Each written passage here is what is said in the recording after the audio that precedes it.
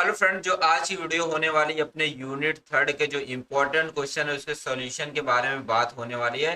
इसके पहले जो यूनिट फर्स्ट सेकंड के ऑलरेडी वीडियो अपलोड कर दिए गए हैं, जाके उसको आप देख सकते हैं। तो यहाँ पे पहले बात करेंगे जो लॉन्ग क्वेश्चन आते हैं हमारे एग्जाम में, उसको देखेंगे। अगर आप, मैंने बोला बार बार कि अगर आप लॉन्ग वाले सॉल्व कर लेते हैं तो शॉर्ट वाले क्वेश्चन बड़े आराम से तैयार हो जाएंगे। तो जो लॉन्ग क्वेश्चन यहाँ पे आ सकते हैं एग्जाम में, आपके 7 और 10 मार्क्स में आएंगे।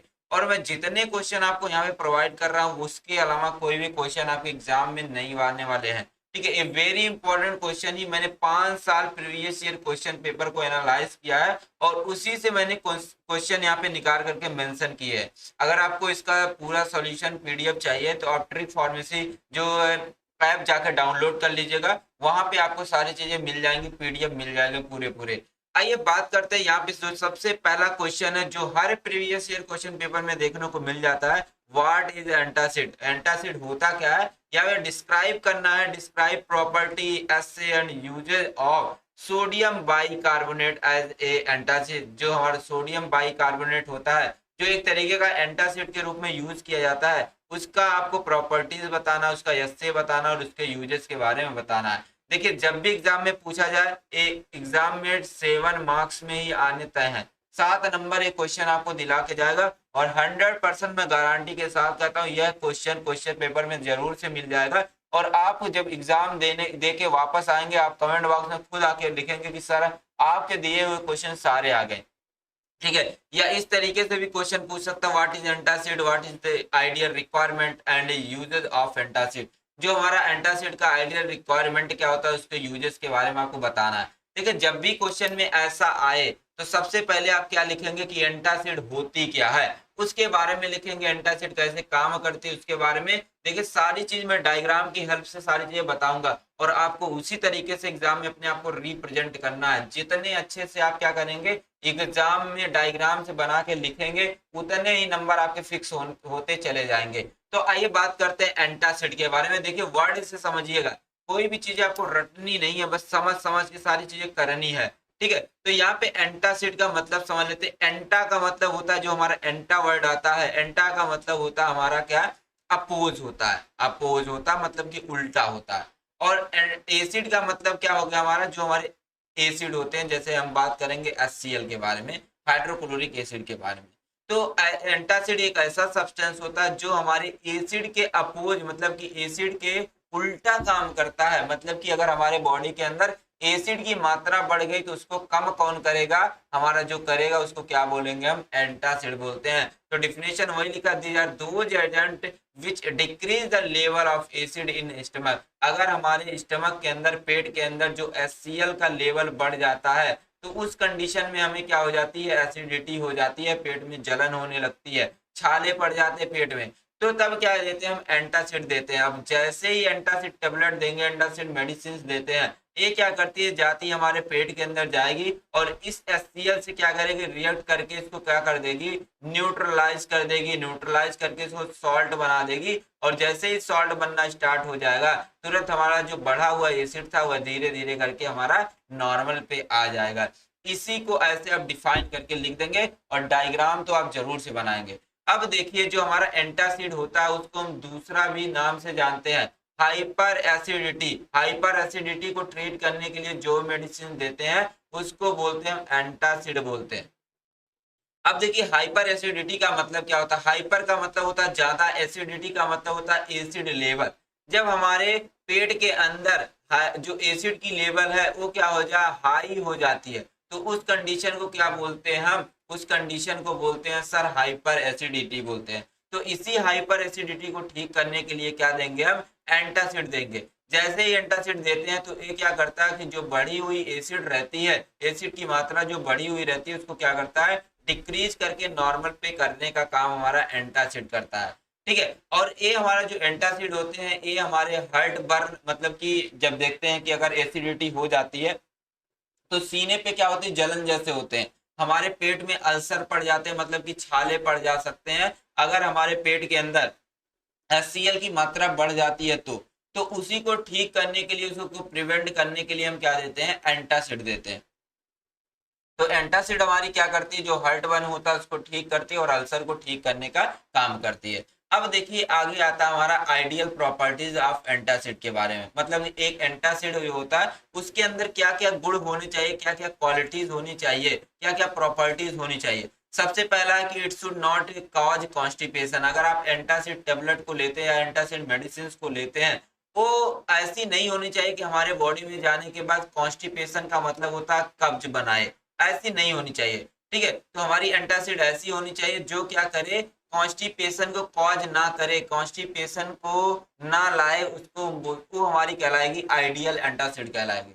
अब दूसरा है कि हमारा it should not cause any side effect. मतलब कि हमारा एंटासिड ऐसा होना चाहिए जिसका कोई साइड इफेक्ट ना हो तो एक आध दो साइड इफेक्ट हो, ऐसे नहीं कि 10 साइड इफेक्ट हो। ठीक है, साइड इफेक्ट का मतलब होता है फ्रेंड की अनवांटेड रिएक्शन। जैसे मान लीजिए कि अगर आप कोई मेडिसिन खा रहे हैं, मेडिसिन आपने खाई क्या, सर दर्द के लिए खाई, लेकिन ये मेडिसिन हमारे बॉडी में जाने के बाद ये क्या करती है, वोमिटिंग काज कराती है, नौजिया होने लगती है। नौजिया का मतलब होता है जी मिचलाना। देखते हैं आप जब कभी कभी क्या करते हैं, टेबलेट को खाते हैं तो अचानक एक जी मिचला जाता है। ठीक है, जी मिचला गया मतलब कि वो एक तरीके का साइड इफेक्ट है। लेकिन जो मेडिसिन आपने खाई वो पेट के अंदर गई, डिजोल्व हुई, डिजोल्व होने के बाद जो हमारा साइड अफेक्शन था, मतलब कि जहाँ पे हमें प्रॉब्लम हो रही थी वहां पे जाके उस बीमारी को ठीक करता है। अब देखिए कि हमारा एंटासिड ऐसा नहीं होना चाहिए कि वह ज्यादा से ज्यादा एक्सपेंसिव, मतलब कि महंगा हो, ऐसा हमारा एंटासिड नहीं होना चाहिए। और देखिए यहाँ पे लिखा गया कि antacid neutralise stomach acid, reduce agitation and pain. मतलब कि हमारा एंटासिड ऐसा होना चाहिए जो क्या करे, हमारे जो HCl का लेवल है उसको क्या करे, न्यूट्रलाइज करके कम करे। ठीक है, और हमारे पेट के अंदर कोई भी पेन ना हो, कोई भी एजिटेशन मतलब कि कोई भी मरोड़ ना हो, ऐसा हमारा एंटासिड होना चाहिए। और यहाँ पे अगला लिखा गया कि हमारा एंटासिड जो होता है ये हमारे वाटर के अंदर और एल्कोहल के अंदर क्या होने चाहिए, सॉल्युबल होने चाहिए। कि ऐसा नहीं होना चाहिए कि एल्कोहल के अंदर या वाटर के अंदर घुले ही ना, ऐसे हमारा एंटासिड नहीं होना चाहिए। हमारा एंटासिड ऐसे होना चाहिए जो वाटर के अंदर भी घुल जाए और एल्कोहल के भी अंदर आसानी से घुल जाए। अगला लिखा गया कि हमारे जो एंटासिड होते हैं यह हमारे आसानी से अवेलेबल हो मार्केट के अंदर, और ये हमारे लंबे समय के स्टेबल फॉर्म में प्रेजेंट रहे हमारे मार्केट के अंदर। अब देखिए आगे बात करते हैं how to cause and how to work antacid. हमारा एंटासिड जो है वो काम कैसे करता है, ठीक है, समझिएगा, बड़े ध्यान से समझिएगा। जैसे मान लीजिए कि मैंने एक एग्जांपल यहाँ पे ले लिया एंटासिड। मान लीजिए कि मैंने कोई एक एंटासिड ले लिया, क्या, सोडियम बाइकार्बोनेट ले लिया, NaHCO3 मैंने ले लिया, सोडियम बाइकार्बोनेट ले लिया। अब सोडियम बाइकार्बोनेट एक तरीके का क्या होता है, हमारा एक तरीके का ये बेस है। ठीक है, अब हमारे पेट के अंदर क्या बढ़ा था, HCl का लेवल बढ़ा था, मतलब कि हमें क्या हो गई थी, हाइपर एसिडिटी हो गई थी, हाइपर एसिडिटी हो गई थी। ठीक है, ये चीज हमें हो गई थी। अब क्या करना कि इस हाइपर एसिडिटी को हमें ठीक करना, तो हम क्या लेंगे, जो हमारा एंटासिड है सोडियम बाइकार्बोनेट है इसको लेंगे। अब ये सोडियम बाइकार्बोनेट जाएगा हमारे पेट के अंदर, जाएगा, पेट के अंदर जाने के बाद क्या करेगा, अब यहाँ पे मान लीजिए हमारी जो एंटासिड मेडिसिन है ये हमारे पेट के अंदर पहुंच गई। अब ये क्या करेगी, इस HCl से रिएक्शन करेगी, और HCl से रिएक्शन करने के बाद देखिए क्या बनाता है, यहाँ पे NaHCO3 हमारा जो है रिएक्ट करेगा HCl के साथ, और इस बनाएगा यहाँ पे क्या, एक सॉल्ट बनाएगा जिसको हम बोलते हैं NaCl बोलते हैं। तो NaCl सॉल्ट बनाएगा और हमारा क्या बन जाएगा, यहाँ पे बन जाएगा H2CO3 निकल जाएगा, या लिख सकते हैं इस तरीके से H2O हो गया और CO2 हमारा इस तरीके से यहाँ पे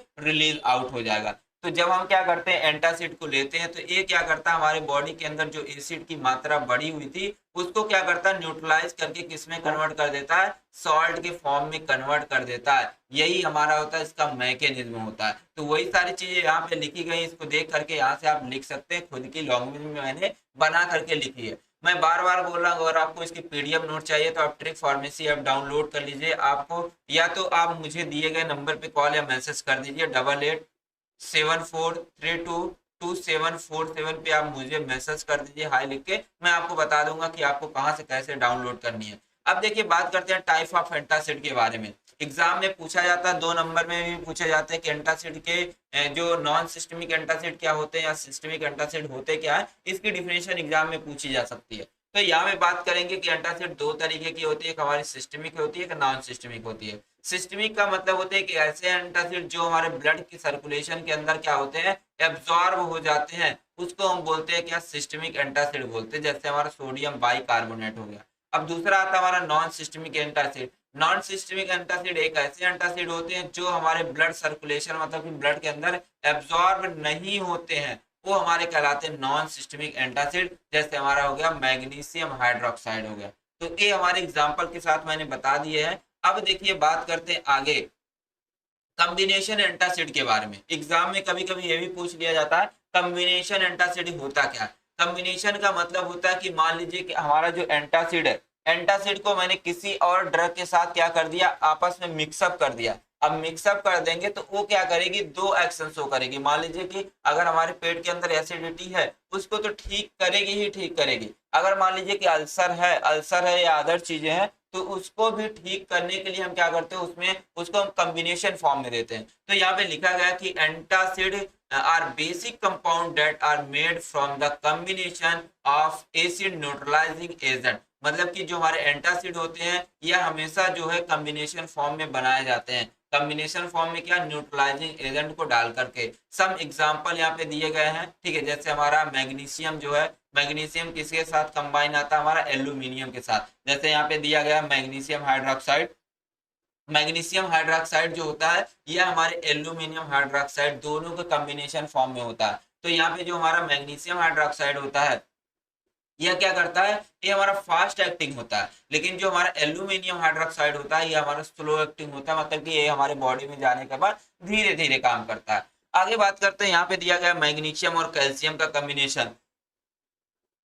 जो हमारा मैग्नीशियम होता है, मैंने बोला कि मैग्नीशियम हाइड्रोक्साइड आपका क्या करेगा, जो एसिड का लेवल है उसको क्या करेगा, ठीक करेगा। लेकिन यहाँ पे जो कैल्शियम है, कैल्शियम क्या होगा, एक तरीके का लैक्सेटिव और कॉन्स्टिपेटिव एजेंट की तरह काम करेगा। मतलब कि अगर अगर हमारे बॉडी के अंदर क्या हुआ कि हमें हाइपर एसिडिटी हुई है, उसके साथ साथ हमें अगर कब्ज भी हो गया तो उसको ठीक करने के लिए क्या देंगे, जो मेडिसिन देंगे कॉम्बिनेशन फॉर्म में देंगे। किसकी कॉम्बिनेशन, जो हमारे मैग्नीशियम और कैल्शियम के कॉम्बिनेशन फॉर्म में देंगे। तो क्या करेगी, हमारा जो है एज ए लैक्सेटिव की भी तरह काम करेगी और एज ए एंटी एसिड की भी तरह काम करेगी। अब देखिए जो हमारे क्वेश्चन में पूछा गया था, जो हमारा सोडियम बाइकार्बोनेट था, इसके बारे में आपको लिखना है। इसका जो प्रिपरेशन कैसे करेंगे, इसका एस्से कैसे करेंगे, इसकी प्रॉपर्टीज क्या है, इसके यूजेस के बारे में आपको लिखना है। तो स्टार वाली ड्रग है, मतलब कि इंपॉर्टेंट है, वेरी इंपॉर्टेंट है। यहाँ पे सबसे पहले समझेंगे इसका फार्मूला जो होता है NaHCO3 होता है। इसका मॉलिक्यूलर वेट जो होता है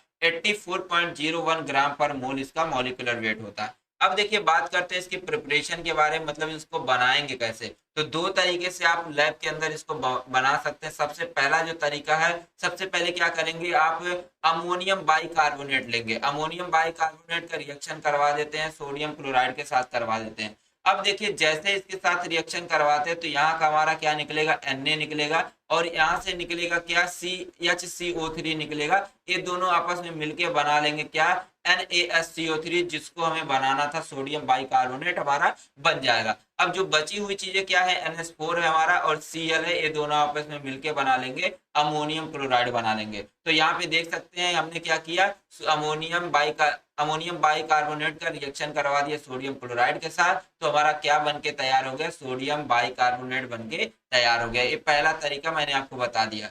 अब देखिए दूसरे तरीके से भी आप इसको बना सकते हैं। दूसरा तरीका क्या दिया गया कि आप क्या करेंगे, जो हमारा सोडियम बाइकार्बोनेट है इसका रिएक्शन करवा देंगे वाटर के साथ और कार्बन डाइऑक्साइड के करवा देंगे। तो इसके साथ करवाते तो ये सारे आपस में क्या हो जाते हैं, कंबाइन हो जाते हैं। तो हमारा बना लेते हैं क्या, सोडियम बाइकार्बोनेट बना के रेडी हमारे यहाँ पे हो जाते हैं। अब देखिए बात करते हैं इसके प्रॉपर्टीज के बारे में। देखिए प्रिपरेशन आपको जो इसमें से याद हो जाएगा आप वही एग्जाम में लिख देंगे। ये जरूरी नहीं कि दोनों ही आपको याद हो, जो आपको इजी लगे आप उसको लिख सकते हैं।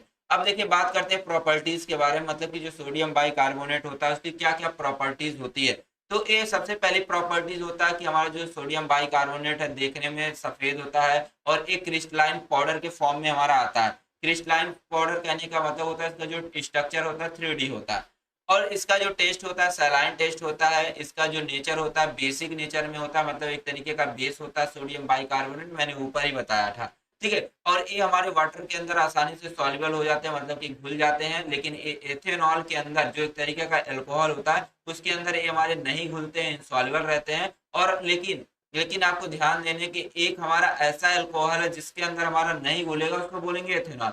लेकिन एक ऐसा अल्कोहल है जिसके अंदर हमारा जो सोडियम बाइकार्बोनेट घुल जाएगा, मिल जाएगा, उसको हम बोलते हैं मेथेनॉल बोलते हैं। समझ गए। अब देखिए बात करते हैं इसके यूजेस के बारे में। तो सोडियम बाइकार्बोनेट का सबसे पहला यूज है कि इसका हम एंटासिड के रूप में यूज करते हैं। मतलब कि अगर हमें बहुत ज्यादा एसिडिटी हो गई है तो उसको ठीक करने के लिए हम क्या करते हैं, सोडियम बाइकार्बोनेट का यूज करते हैं।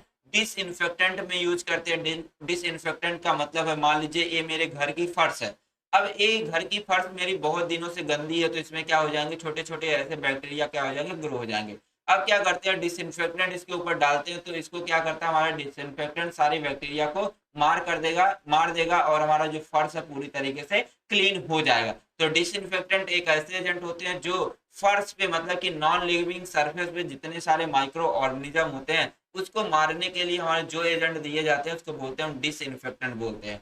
अब देखिए अगला कि अगर हमें हर्ट बर्न, मतलब कि सीने पे अगर जलन हो रही है एसिडिटी की वजह से, तो उसको ठीक करने के लिए सोडियम बाइकार्बोनेट का यूज करते हैं। अगर डिओड्रम में कोई अल्सर हो गया है, छाले पड़ गए या पेट में छाले पड़ गए, उसको भी ठीक करने के लिए हम सोडियम बाइकार्बोनेट का यूज करते हैं। आगे बात करेंगे इसके एसए के बारे में।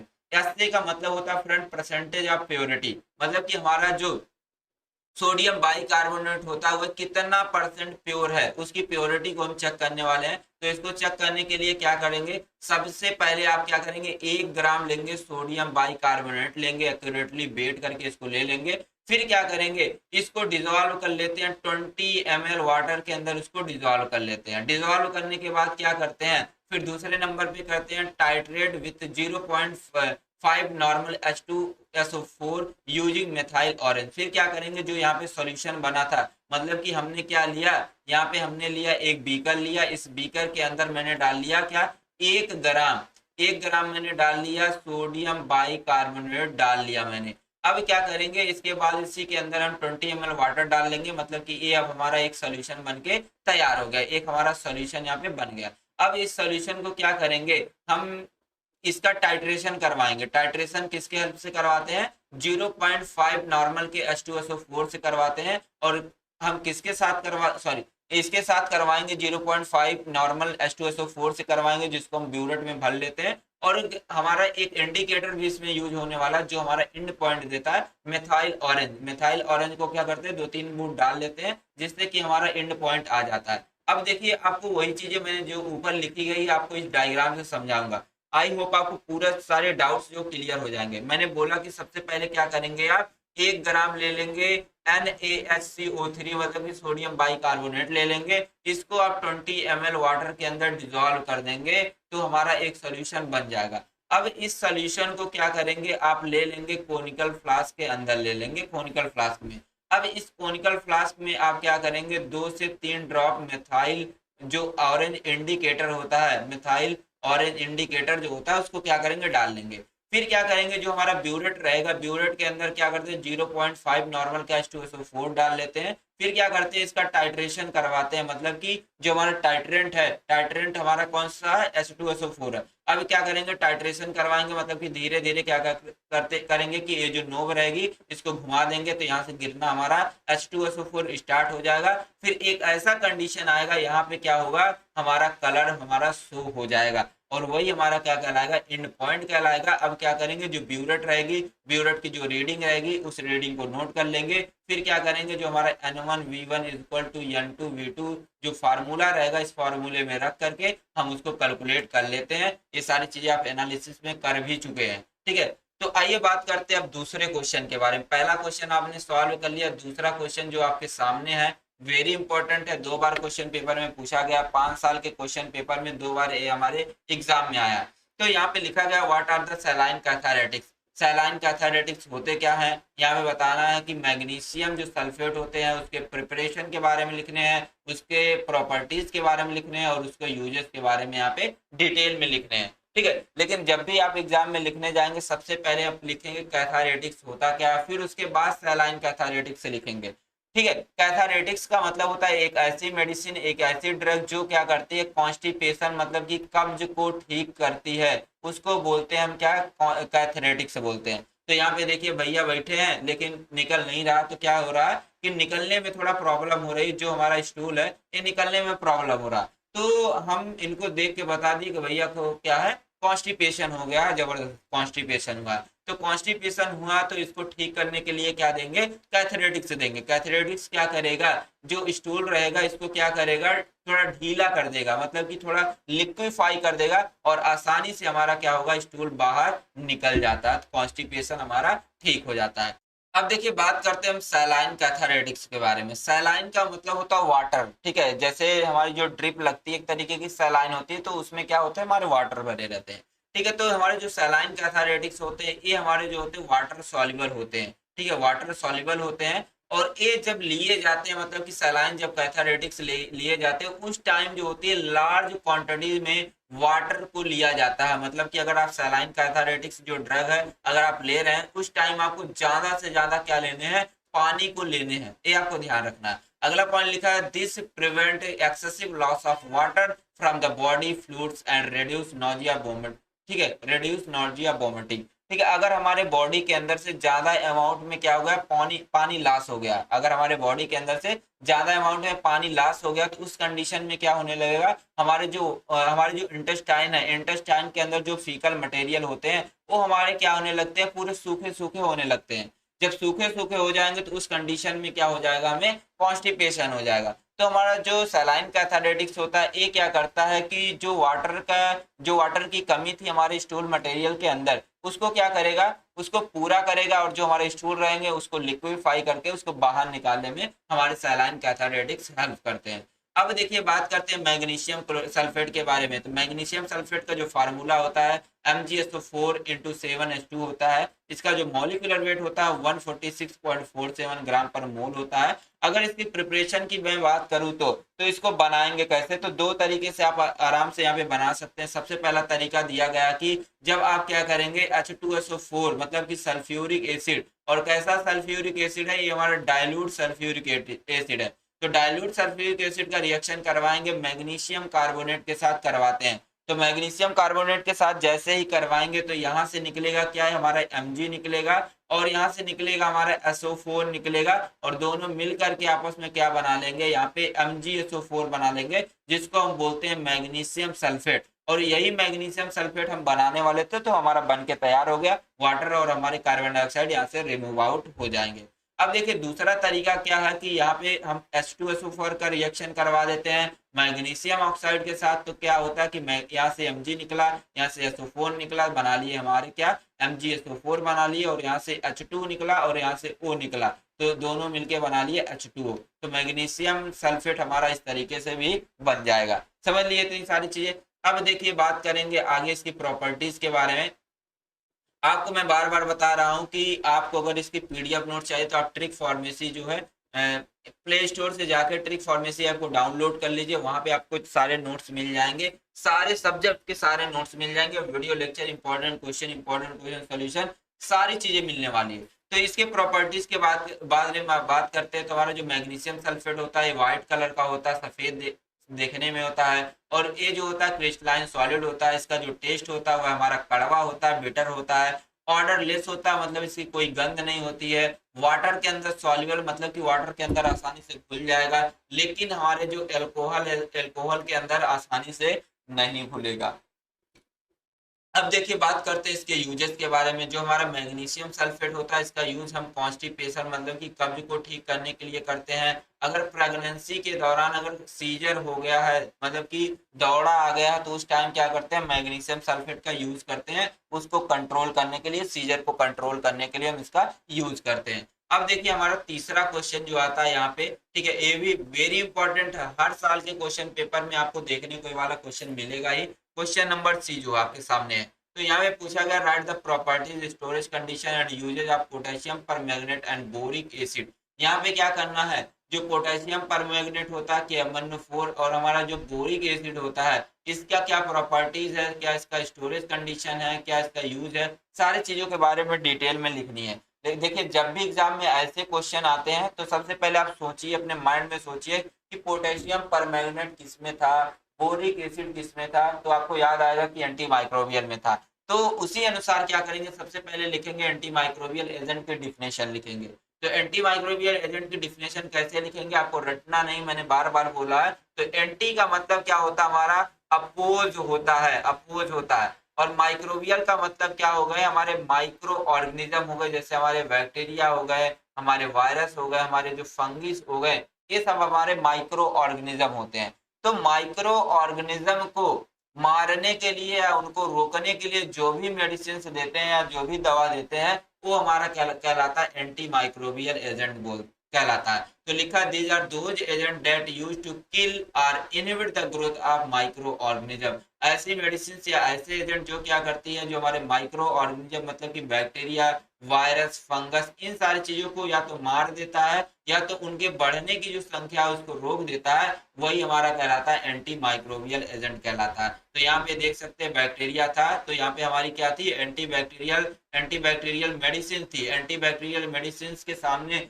जैसे ही हमारा ये बैक्टीरिया आता, तुरंत क्या कर देता, मार के इसको भगा देता है। समझ गया, डायग्राम आपको अच्छे लग रहे होंगे। ठीक है, अगर आपको सारी चीज समझ में आ रही तो एक लाइक और सब्सक्राइब करने में आपका कुछ जाने वाला नहीं है, तो बिना ही सोचे क्या करिए, लाइक सब्सक्राइब ठोक दीजिए। ठीक है, और अपने दोस्त के साथ भी शेयर भी कर दीजिए। ठीक है, फिर आपको एक मोटिवेशन सुनाऊंगा, अच्छा मोटिवेशन सुनाऊंगा। अगर आपको वो मोटिवेशन अच्छा लगेगा, मोटिवेशनल शायरी आपको अच्छी लगेगी, तो मुझे आशा है कि आप पूरे 100% जो है वीडियो को लाइक भी करेंगे, सब्सक्राइब भी करेंगे, शेयर भी करेंगे और एक प्यारा सा कमेंट भी करने वाले हैं, मुझे पता है। अब देखिए बात करते हैं पोटेशियम परमैंगनेट के बारे में। एंटी माइक्रोबियल होता क्या है आपने बता दिया। अभी आगे एक क्वेश्चन और करने वाले हैं, वहां पे भी एंटी माइक्रोबियल पूछा गया था, उसके क्लासिफिकेशन के बारे में पूछा गया, वहां पे भी और आपको चीजें सीखने को मिलेंगी। तो यहाँ पे जो पोटेशियम परमैंगनेट होता है, इसका जो फार्मूला होता है KMnO4 होता है, इसका जो मॉलिक्यूलर वेट होता है 158.9 ग्राम पर मोल होता है। अगर इसके प्रिपरेशन की बात करते हैं, पोटेशियम परमैंगनेट को बनाने के लिए सबसे पहले क्या लेते हैं,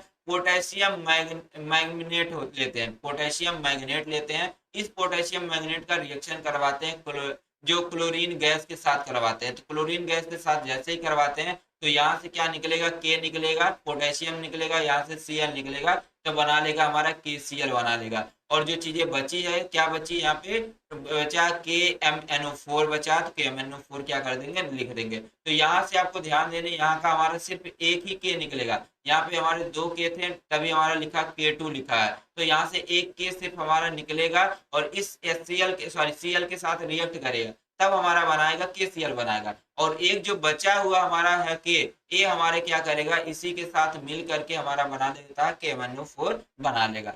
अब देखिए बात करते हैं इसकी प्रॉपर्टीज के बारे में। तो सबसे पहले इसकी देख लेते हैं प्रॉपर्टीज क्या है, कि जो हमारा पोटेशियम परमैंगनेट होता है, यह हमारा पर्पल कलर का होता है। अगर आप लैब किए होंगे, आपके कॉलेज में लैब चलती होगी, तो आपने जरूर से देखा होगा कि जो हमारा पोटेशियम परमैंगनेट होता है, ये हमारे पर्पल कलर का होता है और क्रिस्टलाइन फॉर्म में होता है, और इसकी कोई गंध नहीं होती, मतलब कि ऑर्डरलेस होता है। और ये हमारे वाटर के अंदर भी और अल्कोहल के अंदर भी, दोनों के अंदर आसानी से घुल जाता है, सॉल्युबल हो जाता है। अब इसके स्टोरेज कंडीशन की बात करते हैं, तो जो हमारा पोटेशियम परमैंगनेट है, उसको हमें ऐसे जगह रखनी चाहिए जहाँ की एरिया हमारी कूल रहे, ड्राई रहे, मतलब कि सूखी हुई रहे, और वेलिंटेडेड एरिया रहे, मतलब कि वहां पे ऐसा नहीं होना चाहिए कि गाय भैंस जाती रहे आती रहे, ठीक है, लोग आते जाते रहे, ऐसी एरिया नहीं होनी चाहिए, प्रॉपर वेलिंटेडेड एरिया होनी चाहिए। अब देखिए जो हमारा पोटेशियम परमैंगनेट है, उसको ऐसी जगह पे हमें स्टोर करना चाहिए जहां पे हमारा हीट ना हो, ज्यादा से ज्यादा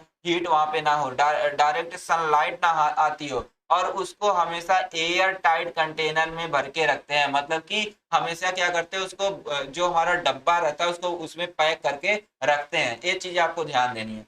अब देखिए इसके यूजेस के बारे में बात करते हैं, मतलब कि जो हमारा KMnO4 था, इसका क्या क्या यूज है आप जानते हैं, बचपन से सुनते चले आ रहे हैं, दादा लोग कहानी बताते थे कि जो लाल दवा थी जिसको हम KMnO4 बोलते थे, उसका यूज हम कुएं में डालते थे पानी को साफ करने के लिए। ठीक है, तो ये वाली कहानी आप सुने होंगे, तो ये वाली कहानी सोच के ही एग्जाम में लिखेंगे। हर दादा दादी नानी नाना की कहानी सोच करके आपको एग्जाम में लिखने ही लिखने हैं सारी चीजें। तो सबसे पहला है कि जो हमारा KMnO4 होता है, एक तरीके का एंटी माइक्रोबियल एजेंट होता है, मतलब कि ये क्या करता है, माइक्रो ऑर्गेनिज्म को मारने के लिए यूज किए जाते हैं। एंटीसेप्टिक के रूप में यूज किए जाते हैं। एंटीसेप्टिक, मान लीजिए कि अगर हमारे बॉडी के ऊपर कहीं पे घाव लग गए हैं, तो क्या करना, उस घाव को अगर ठीक करना, तो KMnO4 क्या करेंगे, एज ए एंटीसेप्टिक लगा लेंगे। जहां पे लगाएंगे KMnO4, वहां पे कोई भी माइक्रो ऑर्गेनिज्म की दम नहीं है, आके वहां पे टिक जाए। और हमारा जो KMnO4 होता है, ये बेस्ट ऑक्सीडाइजिंग एजेंट के रूप में यूज किया जाता है। बहुत ही इंपॉर्टेंट पॉइंट है कि ऑक्सीडाइजिंग एजेंट के रूप में हमारा KMnO4 यूज किया जाता है बहुत ही ज्यादा। अब देखिए बात करते हैं आगे बोरिक एसिड के बारे में। अभी तो आपने देखा किसके बारे में, KMnO4 के बारे में। अब आप समझेंगे किसके बारे में, बोरिक एसिड के बारे में समझने वाले हैं। तो जो हमारा बोरिक एसिड होता है इसका जो फार्मूला होता है हमारा क्या, H3BO4 हमारा इसका फार्मूला होता है। इसका जो मॉलिक्यूलर वेट होता है 61.83 ग्राम पर मोल इसका मॉलिक्यूलर वेट होता है। अब देखिए बात करते हैं इसकी प्रिपरेशन के बारे में। प्रिपरेशन आप कैसे इसको बनाएंगे, लेबोरेटरी में बनाएंगे। सबसे पहले क्या लेना, आपको बोराक्स लेना। बोराक्स का फॉर्मूला होता है Na2B4O7 होता है। बोराक्स लेंगे। अब इस बोराक्स का रिएक्शन करवाते हैं हम H2SO4 मतलब कि सल्फ्यूरिक एसिड के साथ करवाएंगे और वाटर के साथ करवाते हैं। तो देखिए होता क्या है, यहाँ से हमारा निकलेगा N2 निकलेगा और यहाँ का निकलेगा SO4 निकलेगा। अब ये दोनों आपस में मिलके क्या बना लेंगे, हमारा यहाँ पे Na2SO4 बना लेंगे, जिसको हम क्या बोलते हैं, जिसको हम बोलते हैं सोडियम सल्फेट बोलते हैं। ठीक है, अब हमारा सोडियम सल्फेट बन गया, इसकी तो हमें जरूरत है नहीं। अब देखिए बची हुई चीजें क्या है, हमारा यहाँ पे H2 बचा है और B4O7 बचा है। तो यहाँ पे मैंने लिख दिया क्या, H3 लिख दिया और यहाँ का भी एक H2 एक H हमारा यहाँ से निकल के जाएगा। तो H3BO4 हमारा यहाँ पे बना लेगा, जिसको हम क्या बोलते हैं, बोरिक एसिड बोलते हैं। तो बोरिक एसिड बन के हमारा हो गया, तैयार हो गया। तो बैलेंसी वैलेंसी आप पूरा कर लीजिएगा। अब देखिए बात करते हैं इसकी प्रॉपर्टीज के बारे में।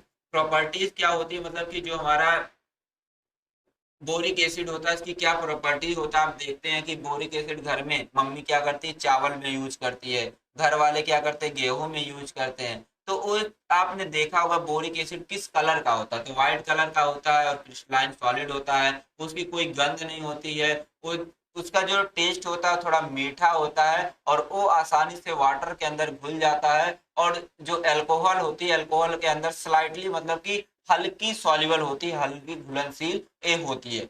अब देखिए बात करते हैं बोरिक एसिड के स्टोरेज कंडीशन के बारे में। जो आपने लिखा था पोटेशियम पर मैग्नेट वाले में, वही सेम टू सेम आप स्टोरेज कंडीशन इसमें भी लाके आप छाप देंगे तो आपके एकदम 100% सही रहेंगे।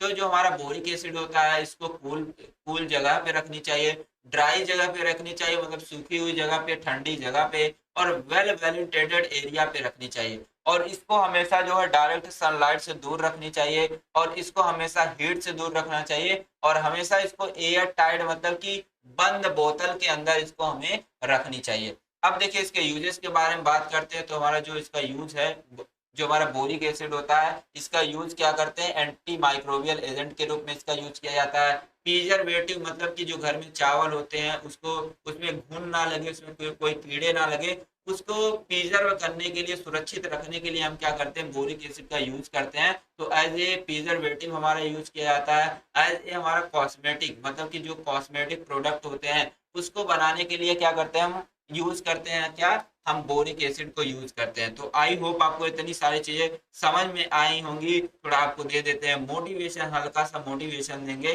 ठीक है, जरा रुको तो रिझाने में वक्त लगता है, जरा रुको तो रिझाने में वक्त लगता है, बुरे दिनों को बुलाने में वक्त लगता है, कितने भी पकड़ो फिसलता जरूर है, कितना भी पकड़ो फिसलता जरूर है, यह वक्त है साहब बदलता जरूर है। तो अगर आप जो है पूरा सर झुका करके वीडियो को देख रहे हैं, आराम से पढ़ रहे हैं, दिन रात झुका करके सर जो है लिख रहे हैं, नोट्स बना रहे हैं, पढ़ रहे हैं, तो एक दिन मैं आपको कहता हूं कि आप भी ऐसे ही मोटिवेशनल शायरी बोल के ही जाएंगे। ठीक है, आप लोग अगर आप लोग एग्जाम में अच्छे नंबर आते हैं तो आप कमेंट बॉक्स में बताइएगा कि आपके नंबर अच्छे आए हैं, तो मैं आपका जो है इंटरव्यू जरूर से लूंगा। गूगल मीट पे आकर के आपका इंटरव्यू लेके मैं यूट्यूब पे डालूंगा वीडियो और पूरी दुनिया आपको देखेगी। ठीक है, समझ गए इतनी सारी चीजें। अब देखिए हमारा डी वाला क्वेश्चन आता है। डी वाला क्वेश्चन जो एग्जाम के लिए वेरी इंपॉर्टेंट है। अगर ऊपर वाले आपको समझ में आई होगी जो मैंने बताई थी सैलाइन कैथारेटिक्स के बारे में, कैथारेटिक्स के बारे में, तो ये वाली वीडियो आपको जाहिर सी बात समझ में आ जाएंगी। ठीक है, यहाँ पे क्या करना है कि क्लासीफाई करना है कैथारेटिक्स हमारे मैकेनिज्म के बेसिस पे, मैकेनिज्म ऑफ एक्शन के बेसिस पे, मतलब कि कार्य करने की जो मतलब कि कार्य करने के तरीके पे हमारा जो कैथारेटिक्स होता है कितने तरीके का होता है और इसका एग्जाम्पल दे दे के आपको बताने हैं। तो बड़ा ही सिंपल है, बड़ा ही आसान है, आपको सारी चीजें समझ में आ जाएंगी, बस ध्यान से देखते रहिए। तो सबसे पहले लिखेंगे कैथारेटिक्स होता क्या, मैंने बोला ऊपर ही, कैथारेटिक्स एक ऐसी मेडिसिन होती है जो क्या करती है, कब्ज को ठीक करती है, कॉन्स्टिपेशन को ठीक करती है। ये बात करते हैं हमारा जो कैथारेटिक्स होता है, दो तरीके का होता है, हमारा परगेटिव होता है, आगे देखेंगे लैक्सेटिव के बारे में। जो हमारा परगेटिव होता है ये क्या करता है कि जो हमारे स्टूल होते हैं, अगर हमारे स्टूल इस तरीके से बहुत ड्राई हो जाते हैं तो निकलने में क्या होते हैं, प्रॉब्लम कॉज करते हैं, तो उस कंडीशन को हम क्या बोलते हैं, कॉन्स्टिपेशन बोलते हैं। तो जब हम परगेटिव देते हैं, परगेटिव जैसे ही देंगे तो ये क्या करेगा, इस स्टूल को ढीला कर देगा, मतलब कि वाटरी कर देगा। वाटरी जैसे ही कर देगा तो आसानी से क्या होंगे, ये बाहर हमारे निकल जाते हैं। तो अगला पॉइंट लिखा है, they are given in very serious condition, मतलब परगेटिव तब दिए जाते हैं कि जब कब्ज हमारा बहुत ही तगड़ा हो गया हो, उस कंडीशन में हम देते हैं, परगेटिव देते हैं। अगला पॉइंट यहाँ पे लिखा गया कि जो हमारे परगेटिव होते हैं, small dose of purgative act as a laxative. अगर हम क्या करते हैं, जो हमारा परगेटिव होता है इसको हम लार्ज डोज में लेते हैं, अगर उसी को हम कम डोज में लेते हैं तो हमारा लैक्सेटिव की तरह काम करता है। जैसे मान लीजिए कि 50 mg कोई हमारी जो ड्रग है, ये हमारी काम करेगी क्या, परगेटिव की तरह काम कर रही है। अगर इसी का डोज घटा के मैं 20 mg कर दूं, 20 mg कर दूं तो ये हमारा कैसा करेगा काम, लैक्सेटिव की तरह। मतलब कि डोज अगर ज्यादा है तो परगेटिव की तरह काम करेगा हमारा कैथारेटिक्स, अगर हमारा जो है डोज कम है तो हमारा लैक्सेटिव की तरह काम करेगा। तो आगे बात करते हैं लैक्सेटिव के बारे में। लैक्सेटिव जो होता है ये क्या करेगा, स्टूल को सॉफ्ट कर देता है, मतलब कि जो स्टूल हमारे ड्राई हो जाते हैं, लैट्रिन हमारी ड्राई हो जाती है, ठीक है, उसको क्या करेगा, थोड़ा सॉफ्ट कर देगा, और आसानी से जब सॉफ्ट हो जाएगा आसानी से बाहर निकल जाएगा। लेकिन हमारा परगेटिव क्या करता था, इसको लिक्विफाई कर देता था, लिक्विड जैसा बना देता था और आसानी से बाहर निकल जाते थे। और हमारे जो लैक्सेटिव होते हैं ये हमारे स्मॉल डोज की इसकी जरूरत होती है, मतलब कि ये ज्यादा सीरियस कंडीशन में नहीं दिए जाते, जब हल्का फुल्का कॉन्स्टिपेशन हो तो उस कंडीशन में हमारे दिए जाते हैं। अब बात करते हैं यहाँ पे classification according to mechanism of action. Mechanism of action के बेसिस पे हमारा जो कैथारेटिक्स होता है ये 5 तरीके का हमारा होता है according to mechanism of action. तो सबसे पहले आता हमारा क्या, बल्क फॉर्मिंग एजेंट आता है। बल्क फॉर्मिंग मतलब कि कोई भी चीज है यहाँ पे बड़ी होने वाली, बल्क का मतलब होता है बड़ा, फॉर्म का मतलब होता है बनना, ठीक है। और यहाँ पे अगला दिया गया ऑस्मोटिक लैक्सेटिव होता है, लुब्रिकेंट लैक्सेटिव होता है, स्टिमुलेंट लैक्सेटिव होता है, और स्टूल सॉफ्टनर या सरफेक्टेंट लैक्सेटिव हमारे यहाँ पे होते हैं। तो 5 तरीके के मैकेनिज्म ऑफ एक्सेस के बेसिस पे यहाँ पे लैक्सेटिव को बताया गया, मतलब कैथारेटिक्स को क्लासिफाई किया गया। सबसे पहले बात करेंगे हम बल्क फॉर्मिंग एजेंट के बारे में। बल्क का मतलब होता है कोई भी चीजें यहाँ पे बड़ी होने वाली है। जैसे मान लीजिए कि ये अभी इंटेस्टाइन है, ये मेरी इंटेस्टाइन है, मैंने इस तरीके से इंटेस्टाइन बना दिया। अब इस इंटेस्टाइन के अंदर जो हमारा स्टूल है इस तरीके से क्या हो चुका है, बहुत ही क्या कड़ा हो चुका है, बहुत ही ड्राई हो चुका है। जब ड्राई हो जाएगा तो ये बाहर आसानी से निकल नहीं पाएगा, तो उस कंडीशन को हम क्या बोलते हैं, कॉन्स्टिपेशन देंगे। तो अब इस कॉन्स्टिपेशन को ठीक करने के लिए हम क्या देंगे, बल्क फॉर्मिंग एजेंट देंगे। तो बल्क फॉर्मिंग एजेंट एक ऐसा एजेंट होता है जो क्या करेगा, इस स्टूल के कंटेंट को बढ़ा देता है, मतलब कि कंटेंट को क्या करेगा, बढ़ा देगा, जो स्टूल का अमाउंट है उसको बढ़ा देगा। कैसे बढ़ाएगा, तो जो हमारा रीअब्जॉर्प्शन हो रहा था वाटर का, कहाँ से, हमारे इंटेस्टाइन से वाटर का जो रीअब्जॉर्प्शन हो रहा था उसको रोक देगा। जब वाटर का रीअब्जॉर्प्शन रुक जाएगा तो हमारा जो ये स्टूल है ये इसका कंटेंट जो है बढ़ता चला जाएगा, बढ़ता चला जाएगा। एक ऐसा कंडीशन होगा जब ज्यादा बढ़ जाएगा आसानी से बाहर निकल आएगा। फिर से ध्यान से समझिएगा, मैंने बोला कि अगर मान लीजिए कि इंटेस्टाइन है, इस इंटेस्टाइन के अंदर से अगर हमारा जो वाटर है, वाटर क्या होता है कि ज्यादा से ज्यादा हमारा रीअब्सॉर्ब हो जाता है, रीअब्सॉर्ब हो जाता है, तो उस कंडीशन में हमारा जो लैट्रिन होती है, हमारा जो स्टूल होता है वह बहुत ड्राई हो जाता है, बहुत सूखा हो जाता है। जब सूखा हो जाता है तो उस कंडीशन में हमारा जो स्टूल होता है वह बाहर नहीं निकल पाता, तो उस कंडीशन को हम बोलते हैं कॉन्स्टिपेशन बोलते हैं। अब क्या देंगे, कॉन्स्टिपेशन को ठीक करने के लिए हम बल्क फॉर्मिंग एजेंट देंगे। तो बल्क फॉर्मिंग एजेंट क्या करता है कि जो स्टूल होता है उसके कंटेंट को बढ़ा देता है। मान लीजिए पहले 10 ग्राम था हमारा स्टूल, अब क्या होगा कि जैसे बल्क फॉर्मिंग एजेंट देंगे वो क्या करेगा, उसको दुगना कर देगा।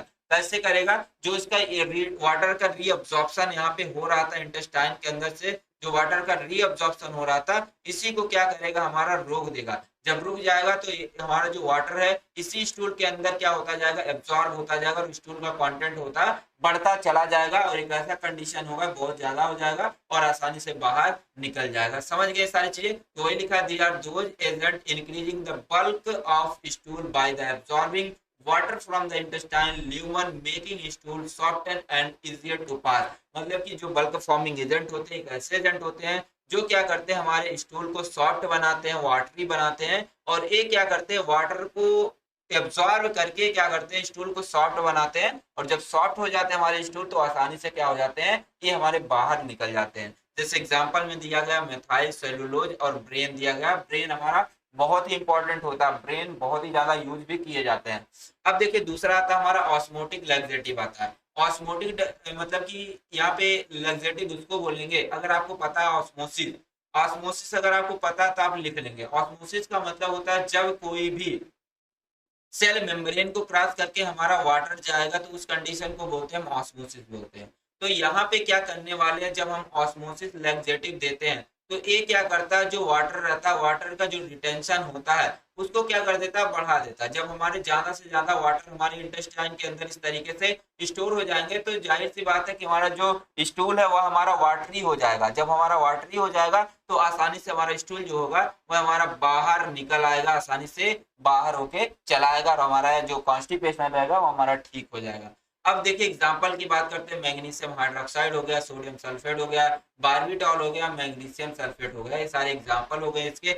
अब देखिए अगला आता हमारा लुब्रिकेंट लैक्सेटिव आता है। लुब्रिकेंट का मतलब होता है यहाँ पे लुब्रिकेशन। लुब्रिकेशन का मतलब होता है स्लिपरी बोल सकते हैं, मतलब जैसे बोलते हैं छलकने वाला, ठीक है, फिसलने वाला। तो लुब्री जो केंट लैक्सेटिव होता है ये क्या करता है, सिलेपरी जैसा बना देता, मतलब कि वाटर प्रूफ लेयर बना देगा। कहाँ पे, हमारे जो क्लोन होता है, मतलब कि जो इंटेस्टाइन होती है, इसमें क्या करेगा, एक सॉफ्ट जैसा बना देता है, एक वाटर प्रूफ जैसा बना देता है, जिससे क्या होता है कि हमारा जो वाटर होता है इसका रीअब्जॉर्प्शन, मतलब कि ये हमारे जो वाटर है इंटेस्टाइन से बाहर नहीं निकल पाते, तो उस कंडीशन में क्या हो जाता है कि हमारा जो स्टूल रहता है वह हमारा लिक्विड जैसा हो जाता है, और आसानी से क्या हो जाता है, बाहर निकल जाता है, और हमारा जो होता है कॉन्स्टिपेशन हमारा ठीक हो जाता है। जैसे एग्जांपल यहाँ पे दिया गया है लिक्विड पैराफिन। लिक्विड पैराफिन जो होता है एक तरीके का हमारा लुब्रिकेंट लैक्सेटिव की तरह काम करता है। अब देखिए बात करते हैं आगे, हमारा आ जाता है यहाँ पे स्टूमुलेंट लैक्सेटिव आ जाता है। स्टूमुलेंट का मतलब होता है यहाँ पे कोई भी चीज स्टूमुलेट होने वाली है, बढ़ने वाली है, ठीक है। तो यहाँ पे समझेंगे कि stimulant laxative work by increasing bowel muscles contraction and stimulating the secretion of water electrolyte into the intestine. तो यहाँ पे क्या होने वाला है कि जो हमारा होता है इंटेस्टाइन की जो मसल्स होती है, इस तरीके से जो पूरी मसल्स होती है उसका क्या होगा, कॉन्ट्रैक्शन बढ़ जाएगा। जब ज्यादा से ज्यादा कॉन्ट्रैक्शन होने लगेगा तो हमारा जो स्टूल है इस तरीके से इसका मूवमेंट क्या होगा, आगे इस तरीके से बढ़ता जाएगा, और एक ऐसा कंडीशन हो जाएगा कि आसानी से क्या हो जाएंगे, बाहर निकल जाएंगे, ठीक है। तो ये जो इसमें हमारे एजेंट यूज किए जाते हैं, हमारे सिन्ना जो होता है एज ए स्टिमुलेंट लैक्सेटिव की तरह काम करता है। सोडियम बाइफॉस्फेट यूज होता है, और बिस्कोडिल भी हमारे बहुत ज्यादा यूज किए जाते हैं एज ए स्टिमुलेंट लैक्सेटिव की तरह। अब देखिए लास्ट हमारा इसमें आ जाता है स्टूल सॉफ्टनर आता है। स्टूल सॉफ्टनर का मतलब ये होता है कि ये क्या करेगा, जो हमारे इंटेस्टाइन के अंदर जो हमारा स्टूल है, जो हमारा लैट्रिन है, उसको क्या करने वाला, सॉफ्ट करने वाला। सॉफ्ट कैसे करेगा, उसके वाटर के रीअब्जॉर्प्शन को रोक करके क्या करेगा, स्टूल को सॉफ्ट कर देगा। और ये हमारा जो वाटर, जब ये जो हमारा लैट्रिन है, ये हमारा जो स्टूल है या फीकल मटेरियल है, जब इसके अंदर वाटर ज्यादा से ज्यादा रीअब्जॉर्ब हो जाएगा, अब्जॉर्ब हो जाएगा, तो हमारा जो लैट्रिन है ये हमारा बाहर आसानी से निकल जाएगा, और हमारा कॉन्स्टिपेशन क्या हो जाएगा, ठीक हो जाएगा। सारे के कॉन्सेप्ट देख सकते हैं सेम टू सेम है, ठीक है, सेम सारे एक जैसे ही है। तो अगर आप एक समझ लिए तो आप सारी चीजें आसानी से लिख लेंगे। अब देखिए बात करते हैं, इसमें हमारा एग्जाम्पल जो आ जाता है स्टूल सॉफ्टवेयर में आ जाता है, ड्यूको सेट हमारा आ जाता है। ड्यूको सेट हमारा आ जाता है एज ए स्टूल सॉफ्टनर, या बोल सकते हैं सरफेक्टेंट लैक्सेटिव की तरह हमारे यूज होते हैं। अब देखिए यहाँ पे हमारा आ जाता है क्वेश्चन नंबर ई आता है, ठीक है। एग्जाम के लिए वेरी इंपॉर्टेंट है, और इसको आपने ऊपर सॉल्व भी कर लिया है। ये सारी चीजें मैंने ऊपर ही बता दिए थे जब आपने क्वेश्चन नंबर ए बताए थे। मैंने ऊपर जो सबसे पहला क्वेश्चन आपने देखा था वहां पे मैंने ये सारी चीजें बता दी है, तो आप जाके वहां से सारी चीजें इसको चेकआउट जरूर से कर लीजिएगा, ठीक है। अब देखिए कैसे काम करता है, कितने टाइप्स के होते हैं, सारी चीजें मैंने ऊपर ही बता दी है। कॉम्बिनेशन भी मैंने बता दिए, यूजेस भी बता दिए हैं। अब देखिए यहाँ पे एफ वाला जो क्वेश्चन आता है, यहाँ पे मैंने बता दिया कि एंटी माइक्रोबियल एजेंट होते क्या है। ठीक है, एक ऐसे एजेंट जो क्या करते हैं, माइक्रो ऑर्गेनिज्म को मारते हैं या उनके ग्रोथ को इनहिबिट करते हैं, उसको बोलते हैं एंटी माइक्रोबियल एजेंट। अब देखिए बात करते हैं इसकी क्लासिफिकेशन के बारे में, फिर इसके मैकेनिज्म के बारे में जानना बड़ा ही जरूरी, फिर हाइड्रोजन पेरोक्साइड के बारे में हम डिटेल में देखने वाले हैं और एक एग्जाम में 10 मार्क्स में क्वेश्चन आते हैं। ठीक है, तो यूनिट अगर आप सेकंड तैयार कर लेते हो तो आप 20 नंबर क्वेश्चन आपके कहीं नहीं जाने वाले हैं। ठीक है, तो आइए बात करते हैं इसकी क्लासिफिकेशन के बारे में। तो हमारे एंटी माइक्रोबियल एजेंट में हमारा एंटीसेप्टिक आ जाता है, डिसइंफेक्टेंट आ जाता है, जर्मिसाइड आ जाते हैं, बैक्टीरियोस्टैटिक आ जाते हैं, बैक्टीरियोसाइडल और हमारे सैनिटाइजर्स आ जाते हैं। अब इन्हीं के बारे में आपको डिटेल में लिखनी है। ठीक है, तभी आपको नंबर मिलने वाले हैं, क्योंकि क्लासिफिकेशन ऊपर पूछा ही गया है तो उसको आपको लिखने ही लिखने हैं। तो सबसे पहले बात करेंगे एंटीसेप्टिक के बारे में। तो एंटीसेप्टिक जो होते हैं एक तरीके के हमारे जो होते हैं एंटी माइक्रोबियल एजेंट होते हैं, जो क्या किया जाता है कि किसी भी लिविंग बॉडी के ऊपर, मान लीजिए कि अगर हमारे बॉडी के ऊपर कोई भी माइक्रो ऑर्गेनिज्म का ग्रोथ हो गया है या माइक्रो ऑर्गेनिज्म यहाँ पे आ गए हैं, तो उसके लिए क्या कर देंगे, एंटीसेप्टिक देंगे। एंटीसेप्टिक क्या करेंगे, हम लेकर अपने बॉडी के ऊपर अप्लाई करेंगे और जैसे ही अप्लाई करेंगे तो हमारा एंटीसेप्टिक क्या करता है, हमारे बॉडी के ऊपर जितने भी सारे माइक्रो ऑर्गेनिज्म है उसके ग्रोथ को या तो रोक देगा या तो क्या करेगा, उस माइक्रो ऑर्गेनिज्म को तुरंत मार देता है। वो कहलाता है हमारा एंटीसेप्टिक कहलाता है। तो आप बताएंगे सिंपल तरीके से, एंटीसेप्टिक एक ऐसे एजेंट होते हैं जो हमारे बॉडी के सरफेस पे लगाए जाते हैं। किस लिए लगाए जाते हैं, इसलिए लगाए जाते हैं ताकि हमारे जो माइक्रो ऑर्गेनिज्म है वो हमारे ग्रोथ ना कर पाए और वो हमारे मर जाए, इसलिए हम क्या करते हैं, एंटीसेप्टिक लगाते हैं। तो यहाँ पे एग्जांपल में जैसे हमारा पोवेडीन, आयोडीन हो गया, हाइड्रोजन पेरोक्साइड हो गया। जैसे जब आप कभी डॉक्टर के पास गए होंगे, अगर आपको चोट लगी होगी, ठीक है, जैसे ही मान लीजिए यहाँ पे चोट लगी है, तुरंत क्या होने लगता है, ब्लड निकलने लगते हैं। जब ब्लड निकलने लगे तो यहाँ पे माइक्रोबियल कंटामिनेशन होने के चांसेस रहते हैं। तो क्या करता है डॉक्टर, आपको पोवेडीन आयोडीन लगाता है। तो पोवेडीन आयोडीन क्या कर रहा है, आपकी बॉडी के ऊपर लगा रहा है, आपकी बॉडी के सरफेस पे लगा रहा है। तो ये पोवेडीन आयोडीन क्या करती है, जो हमारे बैक्टीरिया रहते हैं या वायरस रहते हैं या फंगस रहते हैं, उसको तुरंत ही क्या कर देता है, मार देता है या तो उनके ग्रोथ को इनहिबिट कर देता है। अब देखिए बात करते हैं डिसइंफेक्टेंट के बारे में। एंटीसेप्टिक और डिसइंफेक्टेंट दोनों एक ही होते हैं, लेकिन थोड़ा सा डिफरेंस है। तो जो हमारे डिसइंफेक्टेंट होते हैं ये हमारे क्या होते हैं, नॉन लिविंग के पे यूज किए जाते हैं। जैसे आपने देखा जो एंटीसेप्टिक होते थे वह लिविंग सरफेस पे यूज किए जाते हैं, मतलब कि जिसके अंदर जीवन है उसके सरफेस पे यूज किए जाते हैं। लेकिन जो डिसइंफेक्टेंट होते हैं यह हमारे नॉन लिविंग सरफेस पे यूज किए जाते हैं। नॉन लिविंग सरफेस मतलब कि ऐसे लिविंग ऐसे थिंग्स जिसमें जीवन नहीं होता है उसके ऊपर यूज किया जाता है। जैसे मान लीजिए अगर हमें टॉयलेट को साफ करना है तो क्या करेंगे, फिनाल का यूज करेंगे। फिनाल क्या करेगा, वहां पे जितने सारे बैक्टीरिया रहेंगे उसको क्या करेगा, मारने का काम करेगा या तो ग्रोथ के इनहिबिट करेगा। आप देखते हैं फर्श को साफ करने के लिए हम क्या करते हैं, फिनाल का यूज करते हैं। फिनाल क्या करेगा, वहां पे जितने सारे बैक्टीरिया रहेंगे उसको क्या करेगा, या तो मार देगा या तो उनके ग्रोथ को इनहिबिट कर देता है। उसको बोलते हैं डिसइंफेक्टेंट बोलते हैं। अब देखिए बात करते हैं जर्मीसाइड के बारे में। ठीक है, जर्मीसाइड का मतलब होता है जर।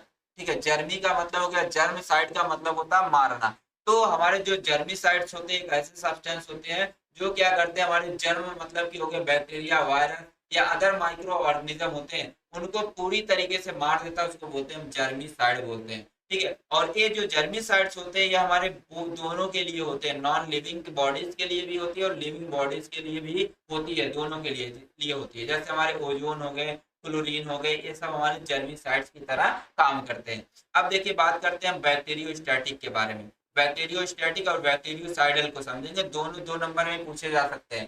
ठीक है, समझिएगा बैक्टीरियो का मतलब हो गया हमारा बैक्टीरिया हो गया, और यहाँ पे स्टैटिक का मतलब होता है ग्रोथ को इनहिबिट करना।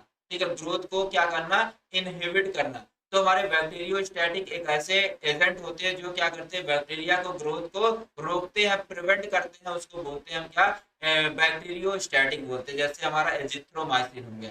अब बात करते हैं बैक्टीरियोसाइडल के बारे में। तो बैक्टीरियो का मतलब हो गया बैक्टीरिया और साइडल का मतलब क्या हो गया, किल करना। जैसे लोग बोलते हैं मैं जा रहा हूँ सुसाइड करने, सुसाइड मतलब होता है अपने आप को मारना। तो यहाँ पे देख सकते हैं साइडल वर्ड आया है, तो साइडल का मतलब होता है किल करना।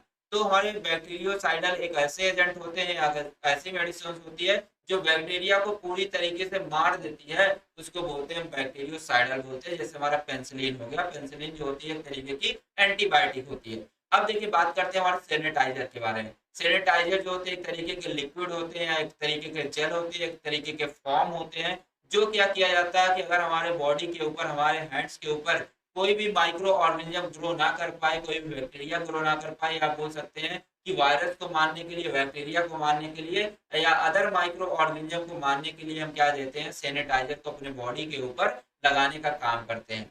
अब देखिए बात करते हैं मैकेनिज्म ऑफ एक्शन के बारे में, मतलब कि हमारी जो एंटीबैक्टीरियल मेडिसिन होती है वो हमारी काम कैसे करती है। ठीक है, समझिएगा ध्यान से, आपको मैं बस समझा दूंगा, हेडिंग हेडिंग समझाते हुए चलूंगा। ठीक है, जैसे मान लीजिए यहाँ पे कोई बैक्टीरिया है, ये मेरी बैक्टीरिया, मैंने यहाँ पे बड़ा सा डायग्राम बनाया, आप इसको देख लीजिएगा। तो जैसे हम क्या देंगे, मान लीजिए ये मेरे पास कोई क्या है, एंटी माइक्रोबियल मेडिसिन है, एंटी माइक्रोबियल मेडिसिन है। अब ये एंटी माइक्रोबियल मेडिसिन जैसे हम देते हैं, ये हमारे बॉडी में जाएगी, डिजॉल्व होगी। अब क्या करेगी, डिजॉल्व होने के बाद ब्लड में जाएगी, ब्लड में जाने के बाद अपने साइट ऑफ एक्शन पे जाएगी, मतलब कि जहाँ पे हमारी बीमारी रहेगी वहां पे। मान लीजिए मेरे हाथ पे क्या है, यहाँ पे बैक्टीरिया बहुत ज्यादा ग्रो हो चुके हैं, तो यहाँ पे हमारी मेडिसिन हमारे पेट के थ्रू, हमारे ब्लड के थ्रू होते हुए जाएगी, यहाँ पे जाएगी। अब यहाँ पे जैसे ही जाएगी तो एक हमारी जो एंटीबायोटिक है, ये क्या करेगी, इस बैक्टीरिया को मारेगी। अब मारेगी कैसे, सबसे पहले किस तरीके से मार सकती है, या तो इसके सेल वाल संथिस को इनहिबिट करके, मतलब कि जो बैक्टीरिया के सेल बनने की जो प्रोसेस है, इसकी जो ऊपर की लेयर है उसके बनने की प्रोसेस होती है, उसको रोक सकता है, जिसके वजह से बैक्टीरिया हमारी मर सकती है। दूसरा तरीका कि जो बैक्टीरिया का जो सेल वाल है इसको क्या करेगा, पंचर कर देगा, कहीं कहीं से हमारी जो एंटीमाइक्रोबियल एजेंट है वो क्या करेगी, छेद कर देगी, जिसके वजह से क्या होगा, बैक्टीरिया के अंदर जो भी चीजें रहेंगी वो सारी चीजें बाहर निकल आएंगी, और जो बैक्टीरिया होगा तो वह पिचक जाएगा और मर जाएगा। और दूसरे तरीके से क्या करेगा कि हमारे जो एंटी बैक्टीरियल होते हैं, जो बैक्टीरिया होती है उसकी प्रोटीन सिंथेसिस को इनहिबिट कर देते हैं, जिससे क्या होती है, हमारी बैक्टीरिया मर जाती है। तीसरा तरीका कि जो बैक्टीरिया के अंदर डीएनए संथित रहती है उसको रोक देगा हमारा एंटीमाइक्रोबियल एजेंट, जिसके वजह से हमारी बैक्टीरिया मर जाएगी। आरएनए की संथित को रोक देगा, जब आरएनए नहीं बनेगा तो हमारा प्रोटीन बन ही नहीं पाएगा। तो ये चार तरीके से हमारा क्या करता है कि एंटीमाइक्रोबियल एजेंट काम करता है। डायग्राम यहाँ पे दिखाए गए, आप डायग्राम को बना सकते हैं एग्जाम के लिए। ठीक है, अब देखिए बात करते हैं हम हाइड्रोजन परऑक्साइड के बारे में। हाइड्रोजन परऑक्साइड जो होता है एक तरीके का एंटी माइक्रोबियल एजेंट होता है। इसका जो फार्मूला होता है H2O2 होता है, और इसका जो मॉलिक्यूलर वेट होता है 34.01 ग्राम पर मोल इसका मॉलिक्यूलर वेट होता है। अगर इसके प्रिपरेशन की बात करते हैं तो इसको बनाने के लिए क्या लेंगे, सबसे पहले हम सोडियम परऑक्साइड लेते हैं। ठीक है, सोडियम परऑक्साइड का रिएक्शन करवा देते हैं हम डाइल्यूट H2SO4 के साथ करवा देते हैं। तो यहाँ से क्या होता है कि यहाँ का H2 निकलता है और यहाँ का O2 निकलेगा, दोनों आपस में मिलके क्या बना लेंगे, H2O2 बना लेंगे, और यहाँ पे जो बची हुई चीजें मिलके हमारा बना लेंगे Na2SO4 बना लेती है। तो इस तरीके से आप लिख सकते हैं। अब इसकी प्रॉपर्टीज की बात करते हैं तो हमारा हाइड्रोजन परऑक्साइड जो होता है एक तरीके का क्लियर कलरलेस लिक्विड होता है, मतलब कि इसका कोई भी कलर नहीं होता है, इसकी कोई गंध नहीं होती है, इसका जो टेस्ट होता है वह कड़वा होता है, और ये वाटर के अंदर आसानी से घुल जाते हैं।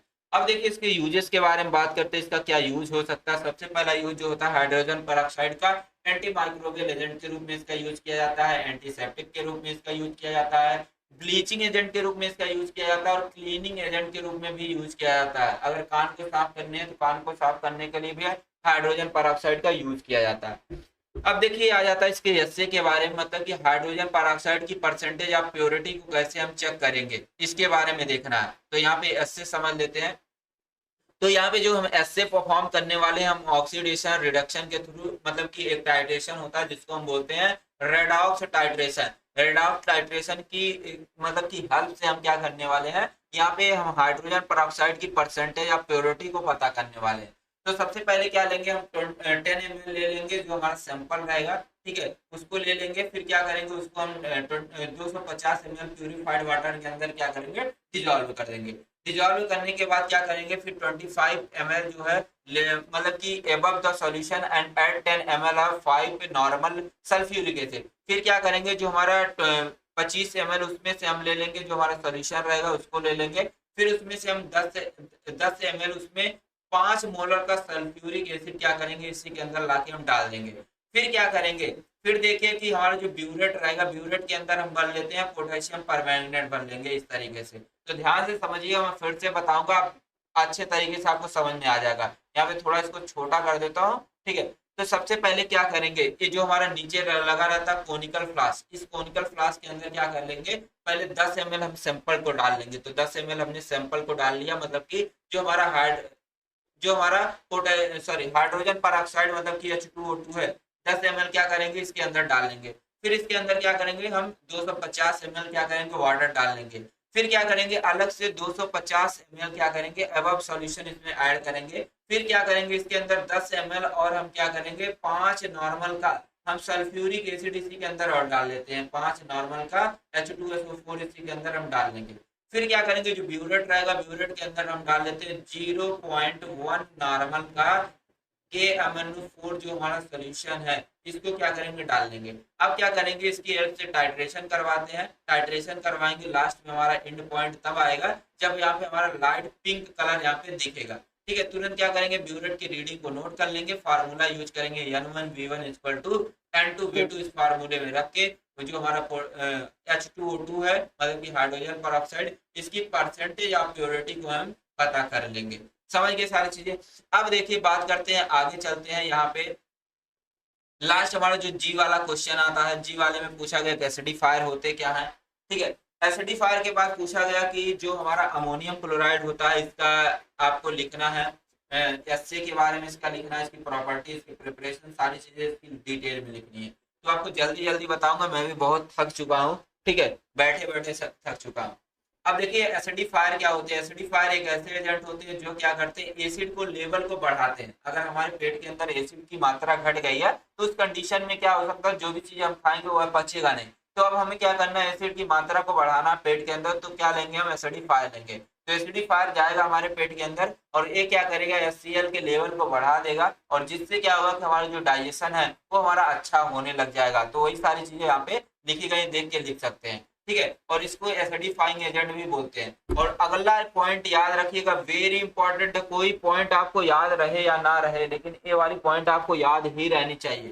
ठीक है, जो हमारा एसिडिफायर होता है ये हमारा एक क्लोरहाइड्रिया को ट्रीट करने के लिए दिया जाता है। अब 2 नंबर में पूछा जाता है कि एक क्लोरहाइड्रिया बोलते किसको है, एग्जाम में आते हैं एक क्लोरहाइड्रिया बोलते किसको है। तो आप बताएंगे कि जब HCl का लेवल डिक्रीज हो जाता है हमारे स्टमक के अंदर तो उस कंडीशन को बोलते हैं एक क्लोरहाइड्रिया बोलते हैं, या हाइपोक्लोरहाइड्रिया भी इसको हम बोलते हैं। समझ गए। तो ये 2 नंबर का क्वेश्चन है, 2 नंबर में बहुत ही ज्यादा पूछा गया, आगे अभी बताने वाले भी है। तो अमोनियम क्लोराइड इसमें हमारा एग्जाम्पल हो गया। अब देखिए हमारे एसिडिफायर जो होते हैं 3 तरीके के होते हैं, गैस्ट्रिक एसिडिफायर, एक यूरिक एसिडिफायर, एक हमारे सिस्टमिक एसिडिफायर होते हैं। सबसे पहले बात करेंगे गैस्ट्रिक एसिडिफायर के बारे में। तो गैस्ट्रिक एसिडिफायर एक ऐसे एसिडिफायर होते हैं जो क्या करते हैं हमारे स्टमक के पीएच के लेवल को कंट्रोल करते हैं। मतलब कि अगर हमारे स्टमक के अंदर एसिड की मात्रा घट गई है तो हमारे गैस्ट्रिक एसिडिफायर क्या करेंगे, उस HCl के लेवल को क्या करेंगे, एसिड के लेवल को बढ़ा करके उसको मेंटेन करते हैं, तो उसको बोलते हैं गैस्ट्रिक एसिडिफायर बोलते हैं। अब देखिए आता हमारा दूसरा यूरिक एसिडिफायर आता है। यूरिक एसिडिफायर एक ऐसा एसिडिफायर होता है जो क्या करता है यूरिन के पीएच को कंट्रोल करता है। ठीक है, उसको बोलते हैं हम क्या, यूरिक एसिडिफायर बोलते हैं। तो यहाँ पे ये क्या करता है कि जो एसिडिक यूरिन होता है उसको रिमूव करता है। ठीक है, कहाँ से रिमूव करेगा, हमारे बॉडी के अंदर से उसको रिमूव करता है हमारा यूरिक एसिडिफायर। अब देखिए अगला आता है हमारा सिस्टमिक एसिडिफायर आता है। सिस्टमिक एसिडिफायर एक ऐसे एसिडिफायर होते हैं जो हमारे बॉडी में सभी पार्ट, मतलब कि हमारे बॉडी में जहां जहां पे ब्लड है वहां का पीएच को क्या करता है, कंट्रोल करता है। मतलब कि जो अगर बेसिक मीडियम है हमारे जहां जहां की एरिया बेसिक है उसको क्या करेगा, न्यूट्रलाइज करेगा और वहां तक कैसा बनाएगा, एसिडिक बनाएगा। ये आपको समझना। अब देखिए बात करते हैं अमोनियम क्लोराइड के बारे में। तो हमारा जो अमोनियम क्लोराइड होता है इसका फॉर्मूला NH4Cl होता है, इसका मॉलिक्यूलर वेट जो होता है 53.49 होता है। अगर इसकी प्रिपरेशन की बात करते हैं तो इसको बनाने के लिए क्या करते हैं, अमोनिया का रिएक्शन करवा देते हैं, Cl के साथ कर देते हैं, तो हमारा NH4Cl बन के तैयार हो जाता है। अब देखिए बात करते हैं इसकी फिजिकल प्रॉपर्टीज के बारे में। बहुत थक चुका हूँ, ठीक है, क्लास लेते लेते बहुत थक चुका हूँ। अब सोचिए आप एक लेक्चर के लिए मुझे 3-3 4-4 घंटे कम से कम एक लेक्चर के लिए बैठने पड़ते हैं। ठीक है, आप खुद सोच सकते हैं आप उतनी मेहनत नहीं करते जितना मैं आपके लिए कर रहा हूँ। तो आपका दायित्व तो बनता है कि आप वीडियो को लाइक भी करिए, सब्सक्राइब भी करिए, शेयर भी करिए। ठीक है, बहुत ही थक चुके हैं। देखिए इसकी फिजिकल प्रॉपर्टीज के बारे में बात करते हैं तो जो हमारा अमोनियम क्लोराइड होता है ये हमारा जो होता है व्हाइट कलर का होता है, क्रिस्टलाइन पाउडर फॉर्म में होता है, इसकी कोई गंध नहीं होती, मतलब कि ऑर्डरलेस होता है, इसका जो टेस्ट होता है वह नमकीन जैसा होता है और ये हमारा हाइग्रोस्कोपिक नेचर में होता है, मतलब कि जो हमारा अमोनियम क्लोराइड होता है NH4Cl होता है ये अपने अंदर वाटर मतलब कि मॉइस्चर जिसको हम बोलते हैं क्या नमी बोलते हैं, नमी को अपने अंदर एब्जॉर्ब कर लेता है, मतलब कि इसका नेचर हाइग्रोस्कोपिक नेचर होता है। अब देखिए बात करते हैं इसकी केमिकल प्रॉपर्टीज के बारे में। इसकी केमिकल प्रॉपर्टीज क्या है कि जो हमारा NH4Cl है ये हमारे वाटर के साथ जब रिएक्ट करता है मतलब कि जब हाइड्रोलिसिस होता है अमोनियम क्लोराइड का तो हमारा क्या बनता है अमोनियम हाइड्रोक्साइड बनके रेडी हो जाता है। अब देखिए यहाँ पे दूसरा लिखा गया कि जब हम क्या करते हैं कि NH4Cl मतलब कि अमोनियम क्लोराइड का डीकम्पोजिशन करते हैं तो हमारा अमोनिया बनता है और HCl बन के रेडी होता है। तो ये इसका केमिकल प्रॉपर्टीज हो गई। अब देखिए बात करते हैं इसके एसए के बारे में। तो इसके एसए को परफॉर्म करने के लिए सबसे पहले क्या लेंगे, ब्यूरेट लेंगे। ब्यूरेट में 0.1 नॉर्मल का जो है NH सोल्यूशन हम भर लेते हैं। फिर क्या लेते हैं, एक बीकर लेते हैं। उस बीकर के अंदर क्या लेंगे, NH4Cl का जो हमारा सैंपल है उसको हम लेते हैं। सबसे पहले क्या कर लेते हैं, एक बीकर लेंगे। इस बीकर के अंदर 1 ग्राम हम क्या करेंगे, अमोनियम क्लोराइड डालेंगे। फिर उसको क्या करेंगे, उसी के अंदर हम 20 ml डिस्टिल वाटर को डाल लेते हैं। डालने के बाद क्या करते हैं, उसी के अंदर 5 ml हम फॉर्मेल्डिहाइड डालते हैं। फॉर्मेल्डिहाइड डालने के बाद फिर क्या करेंगे, 20 ml डिस्टिल वाटर डालेंगे। फिर क्या करेंगे, फिर इसमें से जो सोल्यूशन है, मान लीजिए कि ये जो सोल्यूशन हमारा यहाँ पे बन गया सारी चीजों को डालने के बाद, फिर इसमें से मान लीजिए सैंपल हम ले लेंगे, 10 ml सैंपल ले लेंगे। अब इसका टाइट्रेशन करवाएंगे हम NaOH के साथ करवाएंगे। फिर एक ऐसा कंडीशन आएगा हमारा, यहाँ पे क्या होगा, हमारा देखने को मिल जाएगा एक पिंक कलर दिखेगा। पिंक कलर किसकी वजह से, जब हम यहाँ पे क्या करेंगे, इसके अंदर हम डालेंगे क्या, फेनोक्सिलीन इंडिकेटर डालेंगे, तब हमारा एंड पॉइंट आ जाएगा। अब क्या करेंगे, ब्यूरेट की रीडिंग को नोट करके जो हमारा N1V1 इक्वल टू हमारा N2V2 फार्मूला पे रख के हम क्या करेंगे, सारी चीजें कैलकुलेट कर लेंगे इसकी नॉर्मलिटी के बारे में।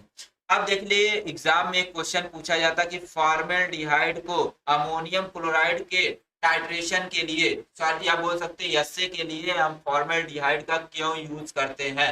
एग्जाम में 2 नंबर में पूछा गया है फॉर्मेल्डिहाइड का क्यों यूज होता है। अगर आपको पता है तो कमेंट बॉक्स में जरूर से बताइएगा, ठीक है। अब देखिए बात करते हैं यूजेस के बारे में। तो हमारा अमोनियम क्लोराइड जो होता है एक तरीके का एसिडिफायर होता है। इसका कप में भी इसको यूज किया जाता है और खाद के रूप में भी इसका यूज किया जाता है।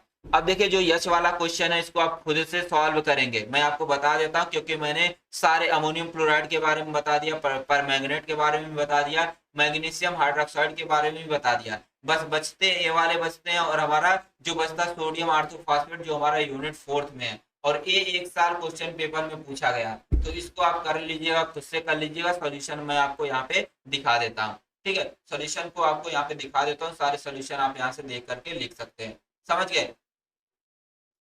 क्योंकि बहुत ही वीडियो लॉन्ग हो जा रहे हैं, जब वीडियो लॉन्ग हो जाती है तो लोग ज्यादा वीडियो को देखते नहीं। अब देखिए शॉर्ट क्वेश्चन के बारे में बात करते हैं। शॉर्ट क्वेश्चन बड़े ही इजी हैं, ठीक है। अगर आपको लॉन्ग समझ में आ गएंगे शॉर्ट समझ में आ जाएंगे। देखिए मैंने एसिडिफायर के बारे में बता दिया कि एसिडिफायर होते क्या है, ठीक है। तो एसिडिफायर एक ऐसे एजेंट होते हैं जो क्या करते हैं, HCl के लेवल को बढ़ाते हैं, उसको बोलते हैं एसिडिफायर बोलते हैं। जैसे हमारा अमोनियम क्लोराइड हो गया, HCl हो गया। दूसरा क्वेश्चन पूछा जाता है एंटासिड विथ एग्जांपल। एंटासिड एक ऐसे एजेंट होते हैं जो एसिड के लेवल को कम करते हैं। एसिडिफायर बढ़ाएगा क्योंकि क्या करते हैं, यहाँ पे एसिड की फायरिंग करते हैं, ठीक है। एसिड की क्या करते हैं, फायरिंग करते हैं, मतलब कि एसिड के लेवल को बढ़ाने के लिए एसिडिफायर देंगे और एसिड के लेवल को घटाने के लिए क्या देंगे, हम एंटासिड देते हैं। अगला पूछा गया कि यहाँ पे कैथारेटिक्स होता क्या, इसकी डिफिनेशन देनी है। तो आप बताएंगे कि ऐसे एजेंट जो क्या करते हैं, कॉन्स्टिपेशन मतलब कब्ज को ठीक करते हैं उसको बोलते हैं कैथारेटिक्स बोलते हैं। और यहाँ पे एग्जांपल देने जैसे हमारा मैग्नीशियम सल्फेट हो गया। अब अगला पूछा गया कि यहाँ पे एंटी माइक्रोबियल एजेंट का क्लासिफिकेशन देना है। तो ये भी मैंने आपको डिटेल में बता दिया, सारी चीजें आप जाके वहाँ पे देख सकते हैं। अब एंटी माइक्रोबियल एजेंट क्या होते हैं ये भी पूछा गया कि ऐसे एजेंट जो क्या करते हैं, माइक्रोबियल ग्रोथ को रोकते हैं या तो उनको मार देते हैं, उसको बोलते हैं एंटी माइक्रोबियल एजेंट। अब देखिए क्वेश्चन हमारा वेरी इंपॉर्टेंट है कि हमारे जो बेंटोनॉइड और काओलिन का क्या यूज होता है। इस एग्जाम में कई बार पूछा गया। तो जो काओलिन होता है एज ए कैथेरेटिक्स यूज किया जाता है, फूड पॉइजनिंग में यूज किया जाता है, डस्टिंग पाउडर में भी इसका यूज किया जाता है। और जो बेंटोनॉइड होता है ये हमारे कैथेरेटिक्स के रूप में हमारा बहुत ही ज्यादा यूज किया जाता है। और हमारा जो इसका यूज एमल्सिफायर एजेंट के रूप में भी इसका यूज किया जाता है और एज ए प्रोटेक्टिव एजेंट के रूप में भी इसका यूज करते हैं। अब अगला पूछा गया कि सोडियम बाइकार्बोनेट का क्या यूज है, तो आप बताएंगे एंटासिड के रूप में इसका यूज करते हैं, डिसइंफेक्टेंट में इसका यूज करते हैं, हार्टबर्न में इसका यूज करते हैं, अगर डिओड्रम में कैंसर सॉरी अल्सर हो गया है या स्टमक के अंदर अल्सर हो गया है तो उसके लिए भी हम इसका यूज करते हैं।